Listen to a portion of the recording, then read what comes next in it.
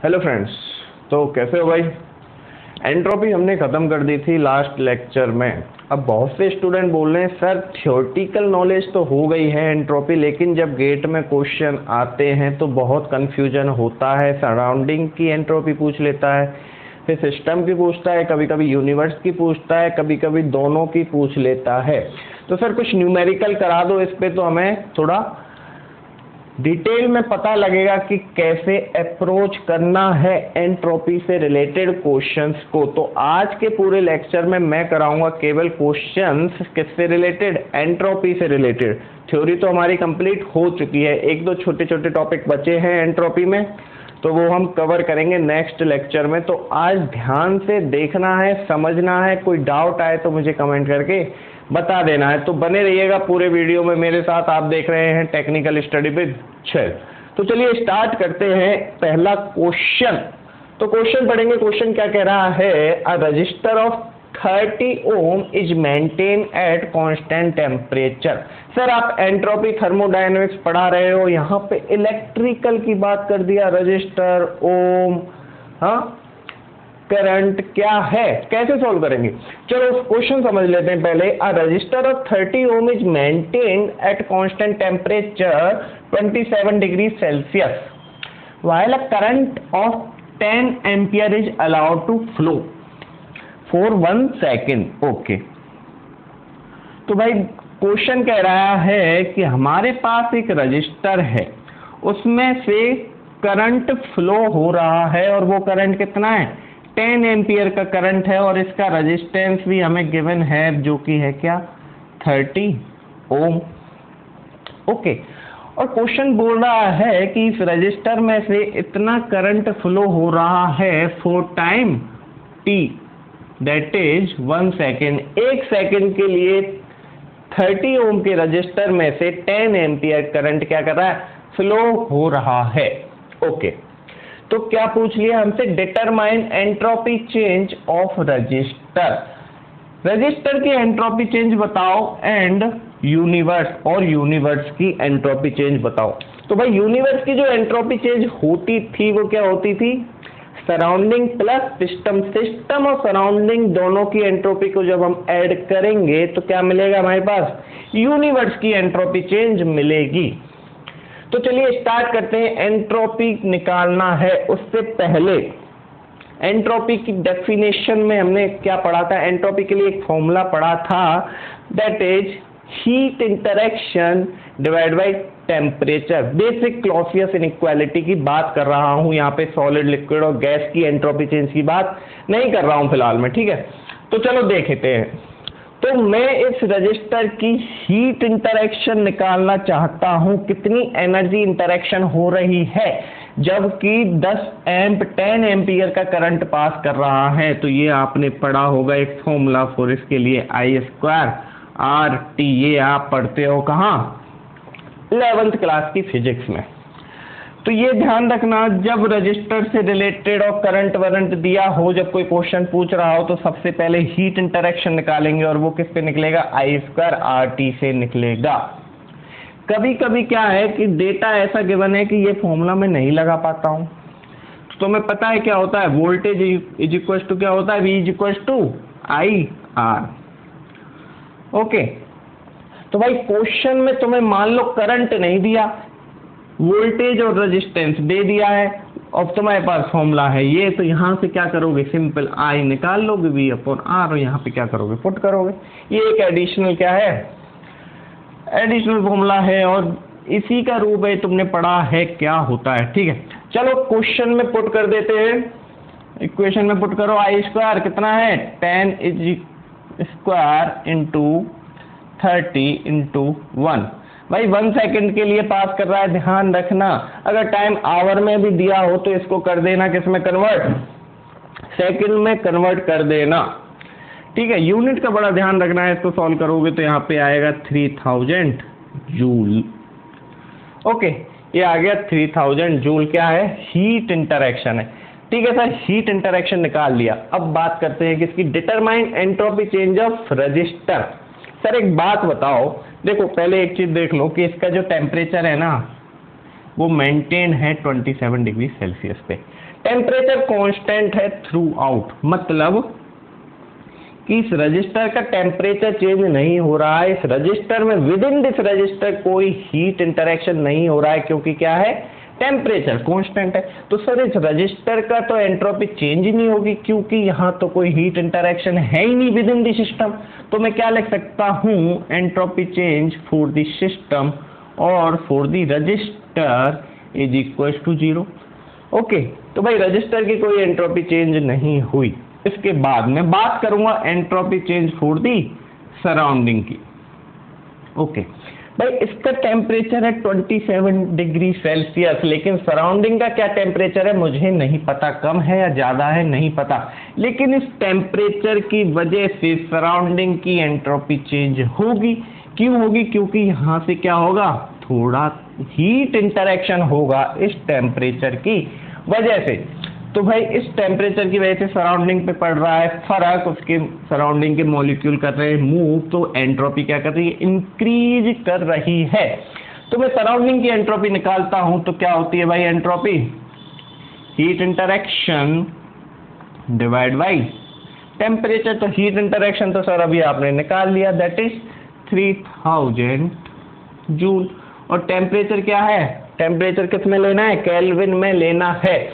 27 plus 273 क्या हो गया, 300 केल्विन हो गया। तो यहां से हम क्या करेंगे, निकाल लेंगे, कितना आ गया, 10। ठीक है, तो entropy change for the surrounding आ गई हमारे पास कितनी, 10, और यूनिट क्या हो गए, जूल पर केल्विन।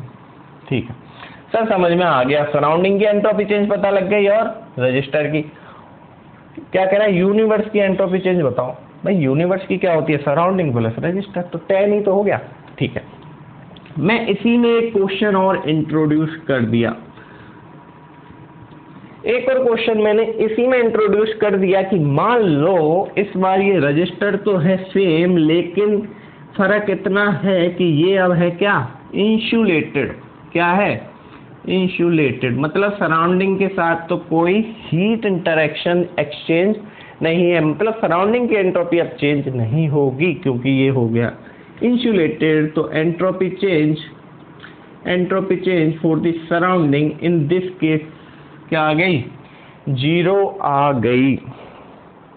इसके बाद अब मैं क्या कह रहा हूं कि इस सिस्टम का एंट्रोपी चेंज निकालना है, किसका, सिस्टम का निकालना है, यानी कि इस रजिस्टर का निकालना है। तो कैसे निकालोगे सर, इनिशियल टेम्परेचर पता है 27 डिग्री सेल्सियस। ठीक है, अब entropy change for any solid body क्या होती है, मैंने क्या बताया था, mc/ln T final divide by T initial. भाई T इनिशियल तो तुम्हें पता है, लेकिन सर T फाइनल कहाँ से आएगा, T फाइनल यहाँ से आएगा कि तुमने फर्स्ट लॉ में क्या पढ़ा है, del Q is equal to DU plus DW पढ़ा है। ठीक है, अब सर आपने अभी बताया कि ये है इंसुलेटिंग, अगर इंसुलेटिंग है तो ये तो 0 हो गया। हाँ भाई ये हो गया 0, चलो इसको कर दिया 0। और DU क्या होता है, mc/dt। m क्या है, mass of the register, that is given 10 × 10⁻³ ये -3 कैसे लिख दिया सर, ग्राम में दे रखा था, kg में कन्वर्ट कर दिया। ठीक है, 10 × 10⁻³ mc, c is given 0.0, it's 0.9 kilojoule पर kg, यूनिट का ध्यान रखना किलोजूल पर kg kelvin, plus dw work interaction. भाई वर्क इंटरेक्शन यहाँ क्या है, हीट इंटरेक्शन के बराबर ही तो है। देखो इस करंट की वजह से हो रहा है इस सिस्टम पे कुछ वर्क, यानी कि work done on the system हो रहा है। अगर work done on the system है तो साइन कन्वेंशन में इसको मैं क्या लूंगा, नेगेटिव लूंगा, दैट इज -3000 जूल। ठीक है भाई, ये किलो जूल था, ये जूल में है, ध्यान रखना है, इसको भी किलो जूल में ले लो। ठीक है, थोड़ी आसानी हो जाएगी। इसको भी ले लिया किलो जूल में, ये भी हो गया किलो जूल पर kg केल्विन। ठीक है, mc यहाँ पे dt भी तो लगाना था तुम्हें, तो T final minus T initial 300। तो यहाँ से मैं क्या करूँगा, फाइनल टेम्परेचर निकाल लूँगा। कंफ्यूज मत होना, यहाँ लिख देता हूँ T final minus 300 plus minus 3। ठीक है, यहाँ से मैं क्या करूँगा, फाइनल टेम्परेचर निकाल लूँगा इस रजिस्टर का, जो कि आएगा हमारे पास 633.33 केल्विन। केल्विन में निकाला है, ठीक है, क्योंकि ये केल्विन में ही तो था। अब सर फाइनल टेम्परेचर आ गया है, अब तो कुछ नहीं करना, अब तो एंट्रोपी का फॉर्मूला आपने पहले लिख ही दिया है, अब तो बस क्या करना है, इस फाइनल टेम्परेचर को पुट कर देना है यहाँ पे और entropy change of the system हम निकाल लेंगे। तो मास कितना है, 10 × 10⁻³ into 0.9 ln T final 633.33 divide by 300। तो यहाँ से क्या आ गया, entropy change of the system यानी कि entropy change of the register निकाल लिया, that is coming out to be 6.72 joule per kelvin. 6.72 joule per kelvin.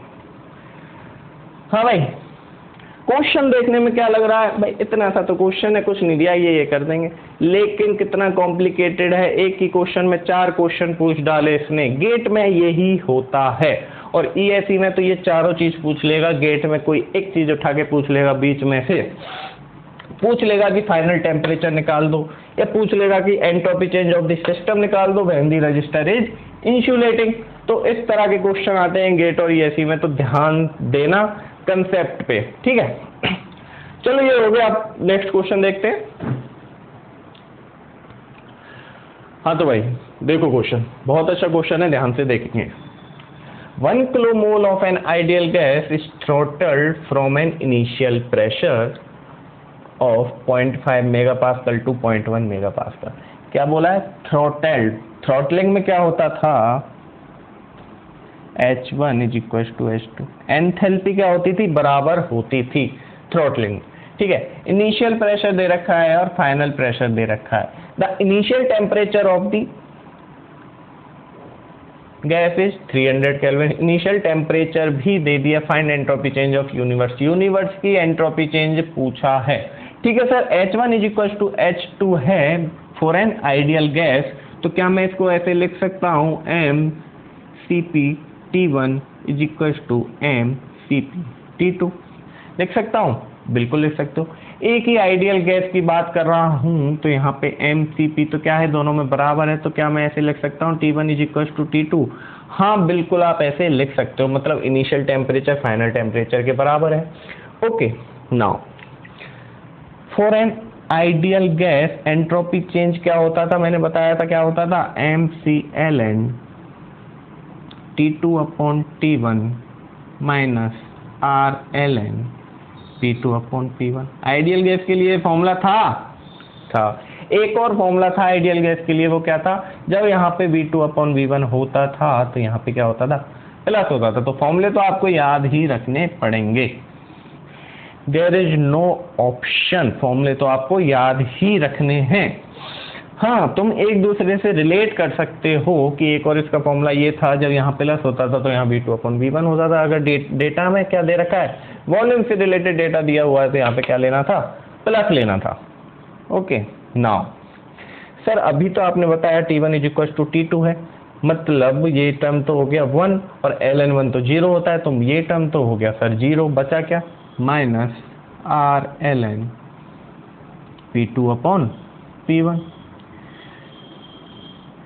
भाई R क्या है, गैस कांस्टेंट है, क्या है, गैस कांस्टेंट। इसको और क्या लिख सकते हो भाई, यहाँ पे मास भी होता था, इसको मास से क्या करते थे, मल्टीप्लाई करते थे, तो यहाँ पे क्या है, m भी है, ध्यान रखना।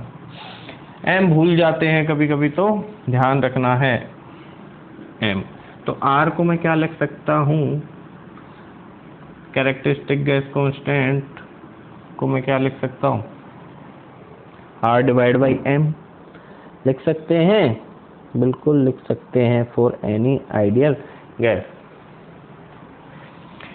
ये तो है कैरेक्टरिस्टिक गैस कांस्टेंट, और ये है क्या, यूनिवर्सल गैस कांस्टेंट।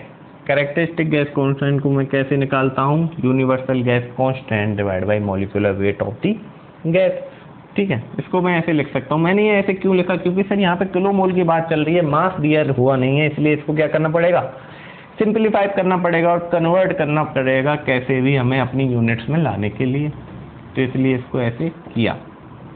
अब भाई तुमको पता है mass divide by molecular weight क्या होता है, किलो मोल, क्या होता है, kilo mole.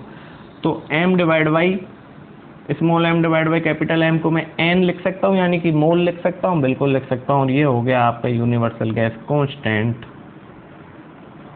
ln P2 divide by P1 हो गया।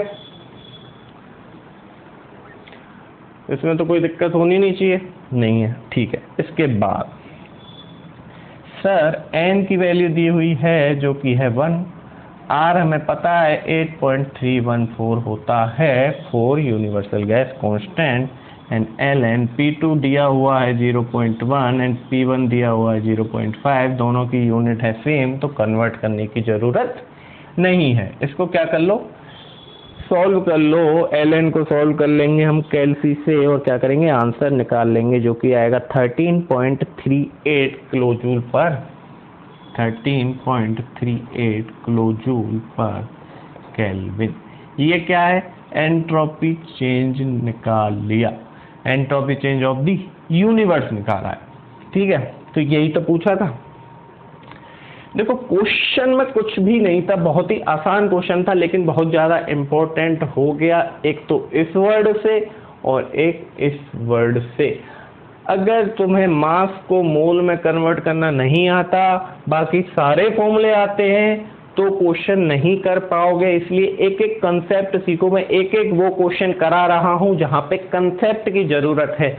यहाँ पे क्या देखने को मिला, सर किलो मोल था, हमें ये फॉर्मूला तो पता था, लेकिन मोल को कहाँ लगाओगे, मास तो दिया नहीं है, तो इसको कर लिया ऐसे कन्वर्ट, बस ये चीज रखनी है ध्यान। अच्छा क्वेश्चन था, चलो इसके बाद एक दो क्वेश्चन और देख लेते हैं। देखो भाई question, liquid water enters an adiabatic piping system at 20 degree Celsius. भाई वाटर है और तुम्हारे पास क्या है, एक पाइप है, यहाँ से पाइप कर रहा है फ्लो, किस रेट से, 4 kg पर सेकेंड, मास फ्लो रेट दिया हुआ है 4 kg पर सेकेंड। एडियाबेटिक पाइपिंग सिस्टम है, मतलब सराउंडिंग के साथ तो कोई ही इंटरेक्शन किसी भी तरह का नहीं है, ठीक है। एट 20 डिग्री सेल्सियस, भाई 20 डिग्री सेल्सियस पे क्या कर रहा है, एंटर कर रहा है वाटर इस पाइप में। अब वो कह रहा है rise temperature rises by 0.3 degree Celsius during flow due to friction. Friction की वजह से जो वाटर का टेम्परेचर है वो राइज हो गया, कितना पहुंच गया, 20.3 डिग्री सेल्सियस पहुंच गया।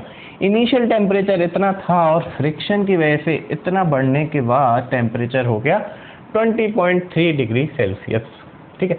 Find the rate of entropy generation in the pipe. Question पढ़ के थोड़ा अटपटा सा लग रहा है कि क्या करना है, कैसे करना है, कुछ भी नहीं है, बहुत ही आसान क्वेश्चन है, यहीं पे हो गया सॉल्व। मास फ्लो रेट दे रखा है, इनिशियल टेम्परेचर दे रखा है, फाइनल टेम्परेचर दे रखा है, वाटर की बात कर रहा है, सॉलिड और लिक्विड की बात करो और एंट्रोपी चेंज की बात करो तो mc ln T2/T1 होता है, सबको पता है। यहाँ गैस की बात नहीं कर रहा हूँ, लिक्विड वाटर की बात कर रहा हूँ, ठीक है। तो मास फ्लो रेट मेरे पास दिया हुआ है दैट इज 4, और c क्या होता है भाई वाटर के लिए 4.18 होता है स्पेसिफिक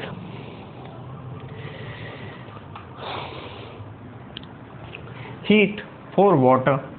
ln T2 कितना है 20.3 डिवाइड बाई T1 कितना है 20। क्या था भाई क्वेश्चन में, कुछ भी नहीं था सर, बहुत ही आसान क्वेश्चन था, बहुत ही क्या था, आसान क्वेश्चन था।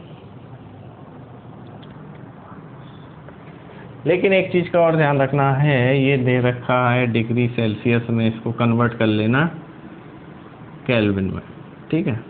ये तो करना ही है, इस पे तो कुछ सोचने वाली बात ही नहीं है, जहाँ भी क्वेश्चन दिख जाए वहाँ पे केल्विन में कन्वर्ट करना है, ठीक है। यूनिट्स को कर लेंगे बैलेंस और इसको सॉल्व करने के बाद निकालेंगे तो आ जाएगा 17 वाट पर केल्विन। भाई कंफ्यूज मत होना, वाट क्या होता है ध्यान रखना, जूल पर सेकंड होता है। सर ये जूल पर सेकंड क्यों आया? हम तो हमेशा से जूल किलो जूल लिखते आ रहे हैं, पर सेकंड का क्या चक्कर है? पर सेकंड का चक्कर ये है कि भाई ये मास नहीं था, ये मास फ्लो रेट था, जो कि क्या था 4 kg पर सेकंड में दे रहा था। मतलब 4 kg मास फ्लो कर जाता है 1 सेकंड में। तो मास फ्लो रेट दे रखा था, इसलिए मैंने क्या किया, इसको वॉट में निकाला। इसको तुम कैसे लिख सकते हो? जूल पर सेकंड पर केल्विन भी लिख सकते हो। आसान था, कुछ भी नहीं था क्वेश्चन में, बहुत ही आसान क्वेश्चन था, लेकिन क्वेश्चन गेट में ऐसा आता है और ये गेट का ही क्वेश्चन है। ठीक है, करना कुछ नहीं होता, बस थोड़ा सा कंफ्यूज कर देता, अरे फ्रिक्शन की वजह से टेम्परेचर बढ़ गया, मास फ्लो रेट दे रखा है, कैसे करना है? कुछ नहीं करना था, ऐसे करना था। ठीक है, चलो और देखते हैं नेक्स्ट क्वेश्चन। हाँ तो भाई चलो नेक्स्ट क्वेश्चन देखते हैं। बहुत ज़्यादा इंपॉर्टेंट क्वेश्चन है और ऐसे क्वेश्चन ईएसई में और गेट में दोनों जगह पूछे जाते हैं। बहुत इंपॉर्टेंट क्वेश्चन है, ध्यान से देखेंगे कंसेप्ट को। एक क्वेश्चन नहीं है, इसमें क्या है, 4 क्वेश्चन है। This is an descriptive type question. ठीक है, ऑब्जेक्टिव टाइप नहीं है, लेकिन ऑब्जेक्टिव में कोई भी एक पूछ लेगा तुमसे, चारों तो नहीं पूछेगा, लेकिन कोई भी एक पूछ लेगा। ठीक है, तो क्वेश्चन देखेंगे ध्यान से। A metal block of heat capacity 150 joule kelvin. भाई हीट कैपेसिटी क्या होता है? एमसी। कितना दे रखा है? 150 joule kelvin is dropped in a lake at 8 degree Celsius. ठीक है, एक लेक है, क्या है? एक तालाब है जिसका टेम्परेचर दिया हुआ है 8 degree Celsius. Find entropy generation in the following conditions. Entropy generation निकालना है इन दी फॉलोइंग कंडीशंस। तो पहला क्वेश्चन कह रहा है, पहला सॉल्व करते हैं हम। पहला क्या कह रहा है? When temperature of the block is 100 degree Celsius. भाई एक मेटल ब्लॉक था क्या था? एक मेटल ब्लॉक था, उसको ड्रॉप किया एक तालाब में। एक मेटल ब्लॉक को ड्रॉप किया तालाब में, और इस मेटल ब्लॉक का जो इनिशियल टेम्परेचर था वो था कितना? 100 डिग्री सेल्सियस। ठीक है, उसमें उसको कहाँ ड्रॉप किया? एक तालाब में ड्रॉप किया। तो एंट्रोपी जनरेशन पूछ रहा है। ठीक है सर देखो, जब एक हीटेड ब्लॉक को एक तालाब में ड्रॉप किया जिसका टेम्परेचर कम है उस ब्लॉक से, तो एनर्जी ब्लॉक से कहाँ जाएगी? तालाब में जाएगी। और वो एनर्जी किसके बराबर होगी? वो एनर्जी होगी बराबर mc/dt के। होगी कि नहीं? ठीक है, अब इसको कैलकुलेट कर लो। mc की वैल्यू दे रखी है 150, dt क्या है? Final temperature minus initial temperature. तो भाई फाइनल टेम्परेचर कितना होगा और इनिशियल टेम्परेचर कितना होगा? मैं किसकी बात कर रहा हूँ? तालाब की बात कर रहा हूँ, क्योंकि तालाब में हीट जा रही है किसकी वजह से? इस ब्लॉक की वजह से। तो final temperature of the lake कितना होगा?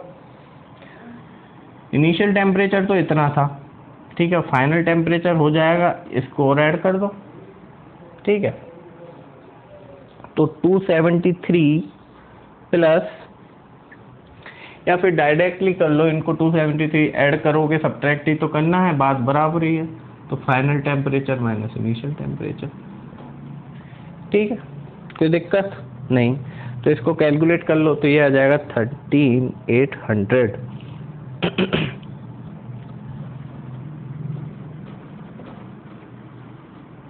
जूल। ठीक है, पर केल्विन तो कट जाएगा ना, ये जूल में आ गया। इसके बाद हीट इंटरेक्शन का पता लग गया कि एनर्जी जा रही है तालाब में, तो entropy change for the lake निकालूंगा मैं पहले।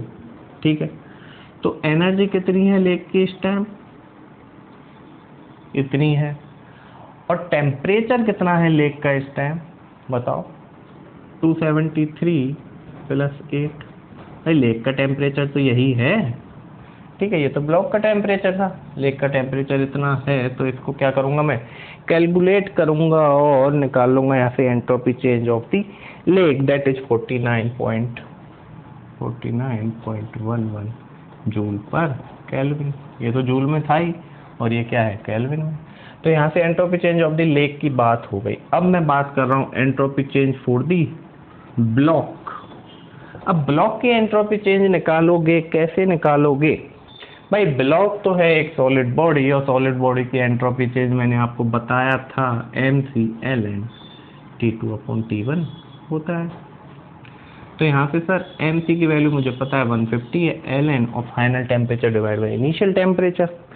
और सर फाइनल टेम्परेचर कितना है 281, 273 प्लस 8 करा, क्योंकि इस लेक में गया है, इस लेक का टेम्परेचर कितना है इतना, और इनिशियल टेम्परेचर ब्लॉक का कितना था 100, 273 प्लस 100 करेंगे तो 373 आ जाएगा। ठीक है, यहाँ से इसको क्या करेंगे कैलकुलेट करेंगे, जो कि आएगा -42.48 -42.48 जूल पर केल्विन। ठीक है, एंट्रोपी चेंज ऑफ लेक पता है, एंट्रोपी चेंज ऑफ ब्लॉक पता है, तो एंट्रोपी जनरेशन नहीं निकाल पाओगे। एंट्रोपी जनरेशन क्या होता है, एंट्रोपी ऑफ द यूनिवर्स, दोनों को क्या करना है ऐड करना है। तो यहाँ से मैं निकाल लूँगा entropy generation of the system, जो कि होगा क्या 49.11 -42.4। हम ऐड कर रहे हैं, ध्यान रखना सब्ट्रैक्ट नहीं कर रहे हैं, ये तो नेगेटिव आया था इसलिए इसको ले लिया है माइनस। इसको कैलकुलेट करेंगे तो ये आ जाएगा 6.62 joule per kelvin, 6.62 joule per kelvin. देखो ये एक पार्ट आपसे गेट में पूछ लेगा, चारों नहीं पूछेगा, ये तो एक पार्ट हुआ। अब यहाँ दूसरे में देखते हैं दूसरा क्या कह रहा है। तो ये समझ में आ गया भाई, कोई दिक्कत? कुछ नहीं करा, ब्लॉक को कर दिया लेक में ड्रॉप, फाइनल टेम्परेचर पता था, इनिशियल पता था, सबसे पहले हीट इंटरेक्शन निकाल लिया, हीट कहाँ गई ब्लॉक से तालाब में गई, उसके बाद मैंने हीट निकाली तो फिर चेंज इन एंट्रोपी निकाली, फिर लेक की, फिर ब्लॉक की, और फिर क्या निकाला, दोनों को ऐड करके एंट्रोपी जनरेशन निकाल लिया। इसके बाद नेक्स्ट क्वेश्चन क्या कह रहा है, पढ़ो भाई सेकंड पार्ट। भाई initial temperature of the block दिया हुआ है इस टाइम 8 डिग्री सेल्सियस। जो ब्लॉक है उसका जो इनिशियल टेम्परेचर है वो है 8 डिग्री सेल्सियस ब्लॉक का। ठीक है, और कह रहा है drop from a height 100 metre. Oh my God, यहाँ पे जो अपना लेक था जिसका इनिशियल टेम्परेचर था 8 डिग्री सेल्सियस, उसमें इस ब्लॉक को ड्रॉप किया कहीं ऊपर से, किसी 100 मीटर हाइट से ड्रॉप किया लेक में इस ब्लॉक को। तो भाई अब एंट्रोपी जनरेशन निकालो। देखो एंट्रोपी जनरेशन निकालनी है तो सबसे पहले हमें ब्लॉक की एंट्रोपी चेंज पता चलनी चाहिए और लेक की एंट्रोपी चेंज पता लगनी चाहिए। तो भाई लेक की एंट्रोपी चेंज बता सकते हो, कैसे निकालोगे? तो सर पहले तो ये देखो कि इसमें जो एनर्जी इंटरेक्शन हो रहा है वो कितना है, तो पहले मैंने निकाल लिया था mc/dt, लेक में एनर्जी इंटरेक्शन। ठीक है,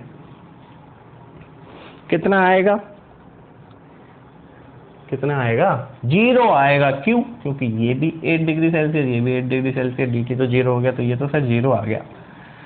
लेकिन एक चीज देखो, एक और एनर्जी दिख रही है मुझे। सर किसी चीज को मैंने ऊपर से ड्रॉप किया, तो उसमें जब ड्रॉप किया तो कोई पोटेंशियल एनर्जी होगी जिसकी वजह से वो नीचे आ रहा होगा। तो वो एनर्जी क्या है mgh, यही क्या है पोटेंशियल एनर्जी, और we can say the heat interaction.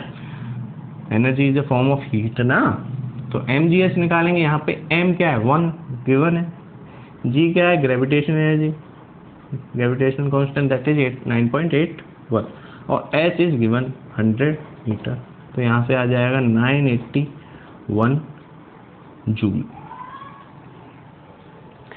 ठीक है, अब सर ये तो आ गया। अब ये बताओ कि entropy change of the lake कितना होगा। Entropy change of the lake, इसकी वजह से तो कुछ एंट्रोपी चेंज नहीं होगी, लेकिन इस पोटेंशियल एनर्जी की वजह से इस लेक की कुछ ना कुछ एंट्रोपी चेंज होगी। वो कैसे? 981 divide by temperature of the lake that is 281। Simple भाई, एंट्रोपी यही तो है। तो इसको निकालेंगे, आ जाएगा 3.49 joule per kelvin. Now entropy change of the block निकाल सकते हो? हाँ निकाल सकते हैं। क्या होता है भाई सॉलिड के लिए mc ln T2/T1, बट यहाँ पे देखो दोनों टेम्परेचर बराबर हैं तो ये तो टर्म हो गया 1, तो इसको मैं लिख सकता हूँ 0। तो entropy change of the universe यहाँ पे जो होगा वो क्या होगा, यही होगा। ठीक है, आसान था, हाँ आसान था। अब इसमें कर देंगे हम थोड़ा सा चेंज। क्वेश्चन नंबर 3 पढ़ो। Initial temperature of the block is now 200 degree Celsius. Block का जो इनिशियल टेम्परेचर है अब है 200 degree Celsius. Draw from height 100 metre. बाकी सेम क्वेश्चन है, ठीक है। अब क्या किया, इनिशियल टेम्परेचर जो है सर ब्लॉक का वो है 200 डिग्री सेल्सियस, ठीक है। तो अब तो लेक की भी एंट्रोपी चेंज होगी और ब्लॉक की भी एंट्रोपी चेंज होगी, ठीक है। तो अब जो पोटेंशियल एनर्जी अभी निकाली थी वो तो सर 981 आई थी, उसको तो मैंने ऐसे की ऐसे लिख लिया। इसके बाद अब देखो हीट इंटरेक्शन भी होगा जब ये ब्लॉक जाएगा लेक के अंदर, और वो क्या होगा, हीट इंटरेक्शन mc/dt। और mc सर दे रखा है 150 और dt यहाँ से 200 - 8 लिखूंगा कि नहीं, देखो टेम्परेचर डिफरेंस लिखूंगा कि नहीं, बिल्कुल यही होगा। तो 28800 यहाँ से आ जाएगा ये। अब सर एंट्रोपी निकालनी है, एंट्रोपी चेंज निकालनी है लेक की, तो भाई लेक में ही ये एनर्जी जा रही है और लेक में ही ये पोटेंशियल एनर्जी जा रही है, तो दोनों को मैं क्या कर दूंगा, ऐड कर दूंगा। Total energy of the lake इतनी है और टेम्परेचर कितना है लेक का 8, यानी कि 281 केल्विन। इसको क्या करूंगा, सॉल्व कर लूंगा, तो यहाँ से कितना आ जाएगा, ये आ जाएगा 105.98 जूल पर केल्विन। हो गया भाई। Entropy change of the lake यहाँ से मैंने निकाल ली, लेकिन sir entropy change of the block भी तो बताओ कैसे निकालोगे। भाई ब्लॉक है, सॉलिड है, सॉलिड के लिए एंट्रोपी चेंज क्या होता है mc ln T2/T1। तो यहाँ से mc तो सर दिया हुआ है 150 है, और T2 क्या है, T2 क्या है, यही तो है, लेक में जा रहा है। तो टेम्परेचर क्या है, final temperature of the block कितना हो जाएगा, लेक के बराबर हो जाएगा 281 divide by initial temperature 200 plus 273 that is 473।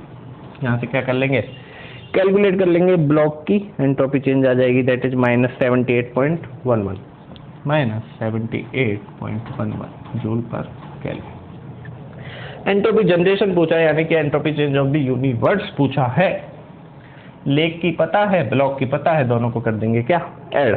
यहाँ से निकल जाएगा entropy generation of the system. आसान था, कोई दिक्कत नहीं। अब देखो एक और क्वेश्चन पूछ लिया इसमें, बहुत अच्छा क्वेश्चन है, बहुत कंसेप्चुअल क्वेश्चन है, सोचना पड़ेगा, डायरेक्ट फॉर्मूला लगा के क्वेश्चन सॉल्व नहीं होगा, सोचना पड़ेगा कि करना क्या है। बहुत ही प्यारा क्वेश्चन है पूरा, ठीक है। 4th नंबर क्या कह रहा है कि जो दो ब्लॉक हैं, एक का इनिशियल टेम्परेचर 0 डिग्री सेल्सियस, एक का इनिशियल टेम्परेचर 100 डिग्री सेल्सियस। अगर मैं इन दोनों को रखूं कांटेक्ट में, इन दोनों को अगर मैं रखूं कांटेक्ट में, तो कॉमन फाइनल टेम्परेचर निकालना है। तो भाई देखो एक चीज देखो,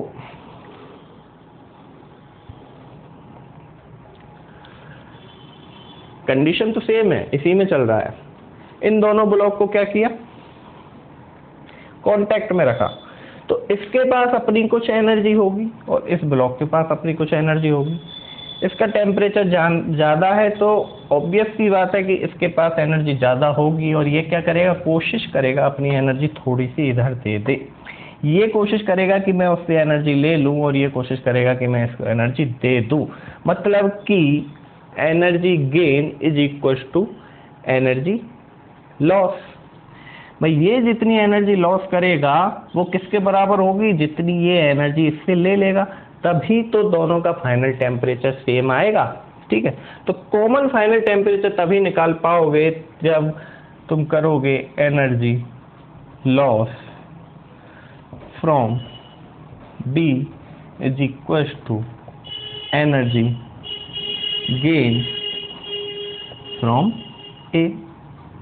A जो है B से कुछ एनर्जी ले रहा है और B जो है कुछ लॉस कर रहा है अपनी एनर्जी, तो energy loss mc/dt for block B is equals to energy gain mc/dt for block A। भाई mc तो बराबर है दोनों के लिए, कैंसिल आउट करो। dt final temperature minus initial temperature for block B, तो फाइनल टेम्परेचर जो होगा कम होगा किसके लिए, ब्लॉक B के लिए, क्योंकि कुछ ना कुछ टेम्परेचर कम हो जाएगा ना जब ये एनर्जी इसको दे देगा, हो जाएगा कि नहीं। तो 100 minus T final is equal to, अब इसका कुछ ना कुछ बढ़ जाएगा तो टी फाइनल माइनस 0।